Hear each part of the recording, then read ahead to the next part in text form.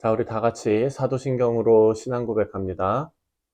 전능하사 천지를 만드신 하나님 아버지를 내가 믿사오며 그 외아들 우리 주 예수 그리스도를 믿사오니 이는 성령으로 잉태하사 동정녀 마리아에게 나시고 본디오 빌라도에게 고난을 받으사 십자가에 못 박혀 죽으시고 장사한 지 사흘 만에 죽은 자 가운데서 다시 살아나시며 하늘에 오르사 전능하신 하나님 우편에 앉아 계시다가 저리로서 산 자와 죽은 자를 심판하러 오시리라. 성령을 믿사오며 거룩한 공회와 성도가 서로 교통하는 것과 죄를 사하여 주시는 것과 몸이 다시 사는 것과 영원히 사는 것을 믿사옵나이다. 아멘. 우리 다 같이 찬송가 28장 복의 근원 강림하사 함께 찬송하겠습니다.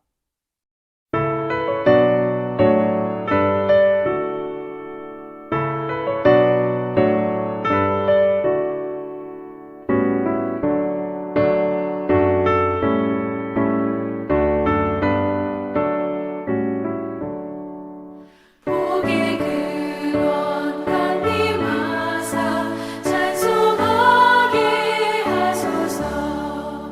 한량없이 자비하심 증명할 길 없도다.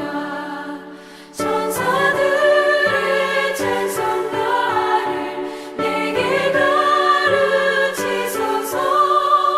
구속하신 그 사랑을 항상 찬송합니다. 주의 크신 도움 많아 이때까지 왔으니 이와 같이 천국에도 이르기를 바라네. 하나님의 품을 떠나 죄에 빠진 우리를 예수 구원하시려고 보혈 흘려주셨네.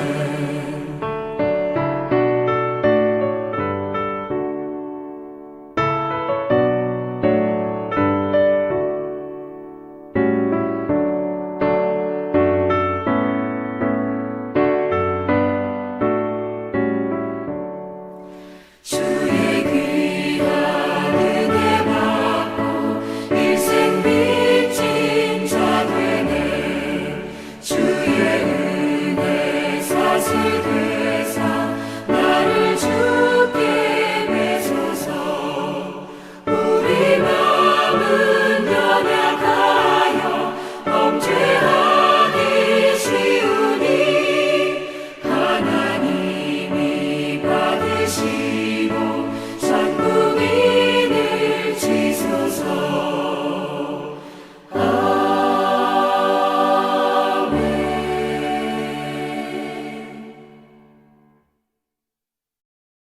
오늘 우리가 함께 묵상할 하나님의 말씀은 신명기 15장 1절부터 마지막 23절까지 말씀입니다. 매 7년 끝에는 면제하라. 면제의 규례는 이러하니라. 그의 이웃에게 구워준 모든 체주는 그것을 면제하고 그의 이웃에게나 그 형제에게 독촉하지 말지니 이는 여호와를 위하여 면제를 선포하였음이라. 이방인에게는 내가 독촉하려니와 내 형제에게 구워준 것은 내 손에서 면제하라. 내가 만일 내 하나님 여호와의 말씀만 듣고 내가 오늘 내게 내리는 그 명령을 다 지켜 행하면 내 하나님 여호와께서 내게 기업으로 주신 땅에서 내가 반드시 복을 받으리니 너희 중에 가난한 자가 없으리라. 내 하나님 여호와께서 내게 허락하신 대로 내게 복을 주시리니 내가 여러 나라에 구워줄지라도 너는 꾸지 아니하겠고 내가 여러 나라를 통치할지라도 너는 통치를 당하지 아니하리라. 내 하나님 여호와께서 내게 주신 땅 어느 성읍에서든지 가난한 형제가 있어 너와 함께 거주하거든 그 가난한 형제에게 내 마음을 완악하게 하지 말며 내 손을 움켜쥐지 말고 반드시 내 손을 그에게 펴서 그에게 필요한 대로 쓸 것을 넉넉히 구워주라. 삼가 너는 마음에 악한 생각을 품지 말라. 곧 이르기를 일곱째 해 면제년이 가까워 왔다 하고 내 궁핍한 형제를 악한 눈으로 바라보며 아무것도 주지 아니하면 그가 너를 여호와께 호소하리니 그것이 내게 죄가 되리라. 너는 반드시 그에게 줄 것이요 줄 때에는 아끼는 마음을 품지 말 것이니라. 이로 말미암아 내 하나님 여호와께서 내가 하는 모든 일과 내 손이 닿는 모든 일에 내게 복을 주시리라. 땅에는 언제든지 가난한 자가 그치지 아니하겠으므로 내가 내게 명령하여 이르노니 너는 반드시 내 땅 안에 내 형제 중 곤란한 자와 궁핍한 자에게 내 손을 펼칠지라. 내 동족 히브리 남자나 히브리 여자가 내게 팔렸다 하자. 만일 6해 동안 너를 섬겼거든 일곱째 해에는 너는 그를 놓아 자유롭게 할 것이요. 그 놓아 자유롭게 할 때에는 빈손으로 가게 하지 말고 내 양무리 중에서와 타작마당에서와 포도주 틀에서와 그에게 후히 줄지니 곧 내 하나님 여호와께서 내게 복을 주신 대로 그에게 줄지니라. 너는 애굽 땅에서 종 되었던 것과 내 하나님 여호와께서 너를 속량하셨음을 기억하라. 그것으로 말미암아 내가 오늘 이같이 내게 명령하노라. 종이 만일 너와 내 집을 사랑함으로 너와 동거하기를 좋게 여겨 내게 향하여 내가 주인을 떠나지 아니하겠노라 하거든 송곳을 가져다가 그의 귀를 문에 대고 뚫으라. 그리하면 그가 영구히 내 종이 되리라. 내 여종에게도 그같이 할지니라. 그가 6해 동안에 품꾼의 삭슬 배나 받은 만큼 너를 섬겼은즉 너는 그를 놓아 자유하게 하기를 어렵게 여기지 말라. 그리하면 내 하나님 여호와께서 내 범사에 내게 복을 주시리라. 내 소와 양의 처음 난 수컷을 구별하여 내 하나님 여호와께 드릴 것이니 내 소의 첫 새끼는 부리지 말고 내 양의 첫 새끼의 털을 깎지 말고 너와 내 가족은 매년 여호와께서 택하신 곳 내 하나님 여호와 앞에서 먹을지니라.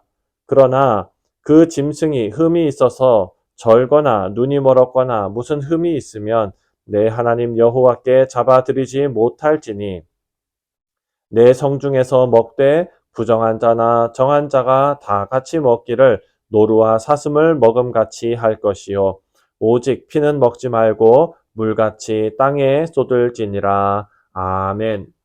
기도하겠습니다. 하나님 아버지, 계속해서 신명기 말씀을 통하여 우리가 하나님의 마음을 또한 하나님께서 우리에게 원하시는 그런 일들을 우리가 배워나가고 있습니다. 하나님, 이것을 우리가 머리로만 아는 것이 아니라 마음 깊이 새길 수 있도록 우리의 생각과 마음과 그리고 모든 것을 하나님께서 주관하여 주옵소서. 감사드리오며 예수님의 이름으로 기도하옵나이다. 아멘. 네, 사랑 성도님들, 우리가 오늘 말씀으로 뛰어들기 전에 하나님께서 율법을 우리에게 주시고 또 율법을 지키게 하신 이유를 생각해 보면 규칙이 없으면 관계도 없기 때문인 것을 우리가 알 수 있습니다. 우리 성도님들 신명기 말씀을 묵상할 때 하나님께서 의도하신 율법의 의미를 바로 이해하지 못하면 우리가 어려움을 당하지 않도록 또 하나님의 진노를 당하지 않도록 부지런히 지켜내는 것으로만의 율법, 그렇게 오해할 수 있습니다. 하나님께서 율법을 주신 것은요, 하나님의 말씀을 지키는 것을 통해서 하나님의 백성들이 하나님과의 관계 속으로 들어오게 하시려는 하나님의 뜻입니다. 그래서 우리가 잘 아는 대로 하나님께서 주신 계명은 먼저 하나님과의 관계를 말하고 그것은 우리가 이전에 묵상한 신명기 6장에 나오지요. 신명기 6장 말씀에 너는 마음을 다하고 뜻을 다하고 힘을 다하여 내 하나님 여호와를 사랑하라. 그 말씀이 바로 하나님과의 관계로 초대하는 것이죠. 이것이 율법의 큰 축입니다.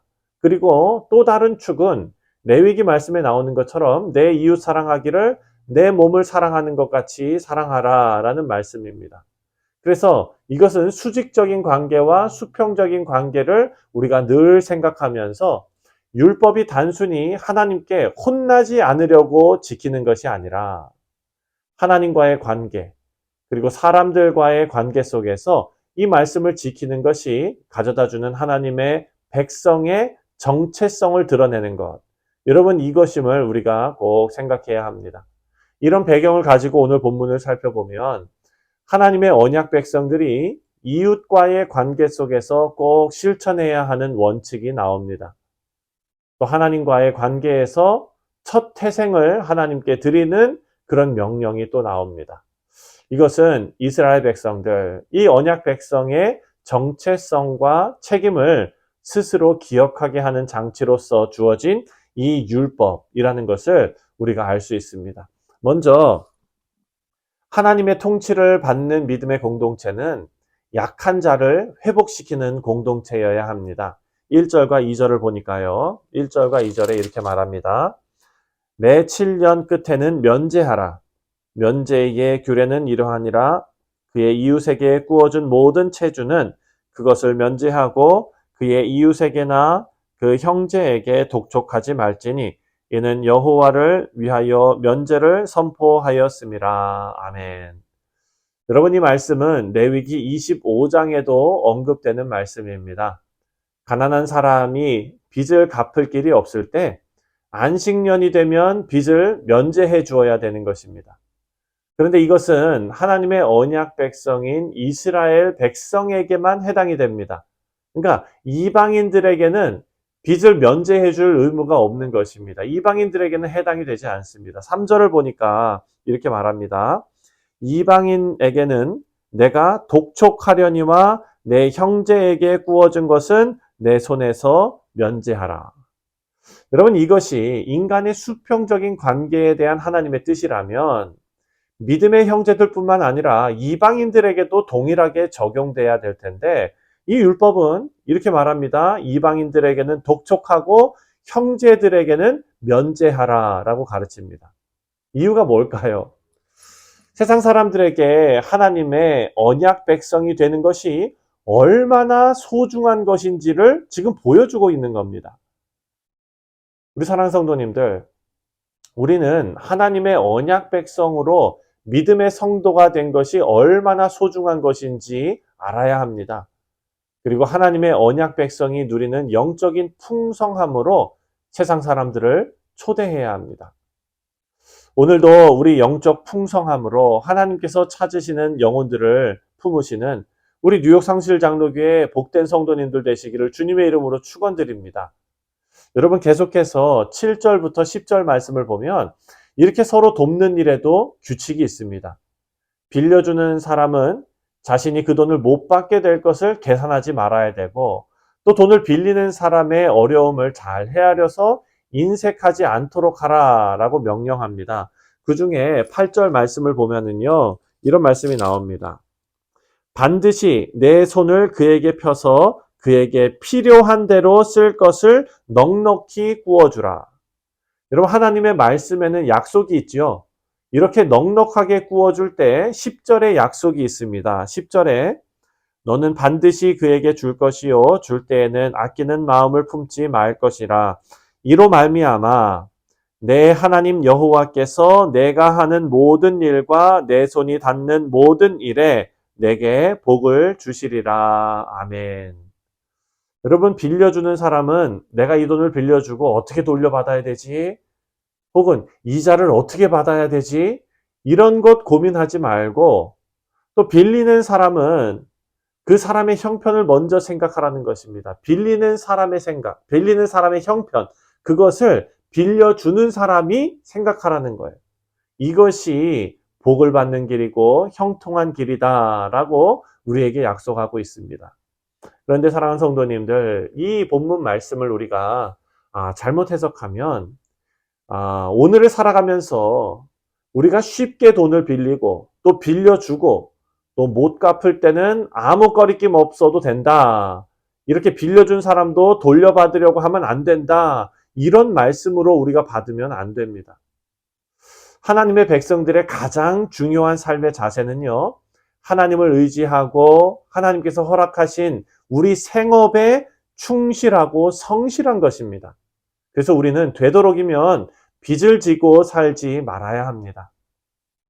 자신의 삶에 성실하지 않아서 겪는 어려움을 삶의 태도를 돌이키지 않고 다른 믿음의 형제에게 그 피해를 그대로 주는 것, 민폐를 끼치는 것, 여러분 이런 것으로 해결을 하려고 하면 안 된다는 것입니다. 하지만 최선을 다해서 살아가는데 정말 극단적인 극심한 가난을 겪는 경우도 있지요. 그래서 오늘 말씀에 보면은요, 심한 가난을 겪는 경우 스스로 노예가 되는 경우가 있었다라는 것을 우리가 알 수 있습니다. 이런 경우에는 그들이 6년을 노예로 지냈다면 7년째에는 그들을 해방시켜줘야 합니다. 12절과 13절입니다. 12절, 13절. 내 동족 히브리 남자나 히브리 여자가 내게 팔렸다 하자.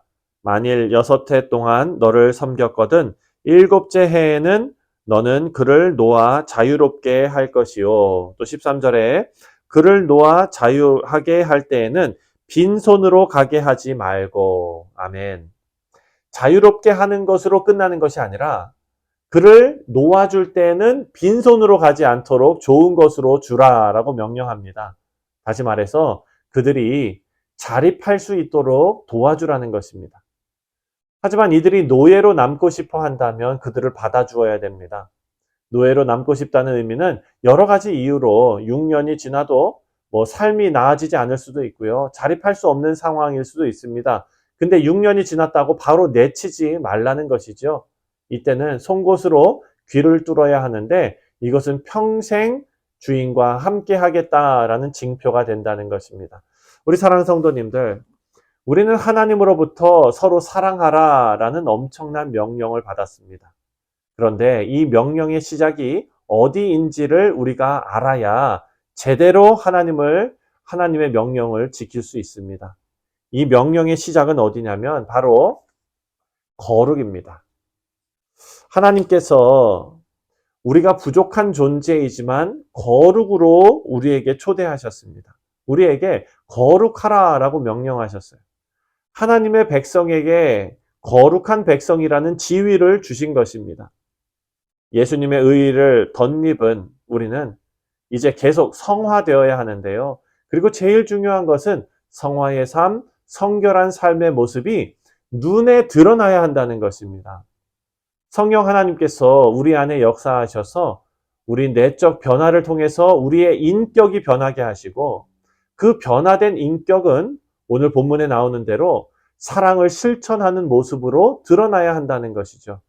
우리 사랑하는 성도님들, 오늘 하루가 우리 모두가 성화되는 그런 성령의 역사가 나타나는 하루가 되시기를 간절히 바랍니다.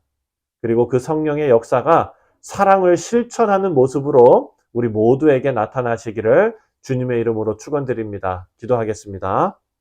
하나님 아버지, 은혜와 사랑에 감사를 드립니다. 하나님께서는 우리를 거룩의 자리로 부르셨고 그리스도와 연합을 통하여 예수 그리스도의 의를 덧입은 우리가 성화의 과정을 통하여 하나님께서 인정하시고 하나님께서 아름답게 여기시는 일을 기쁨으로 할 수 있는 귀한 믿음의 백성들이 되게 하시니 또한 감사를 드립니다. 아버지, 오늘 하루가 하나님 말씀대로 이웃을 사랑하는, 하나님을 경외하는 귀하고 복된 하루가 되게 하시고, 그리고 이것이 우리 마음속에만, 생각 속에만 있는 것이 아니라 삶으로 실천될 수 있도록 은혜 베풀어 주옵소서. 감사드리오며 예수님의 이름으로 간절히 기도하옵나이다. 아멘. 하늘에 계신 우리 아버지여, 이름이 거룩히 여김을 받으시오며 나라가 임하시오며 뜻이 하늘에서 이루어진 것 같이 땅에서도 이루어지이다.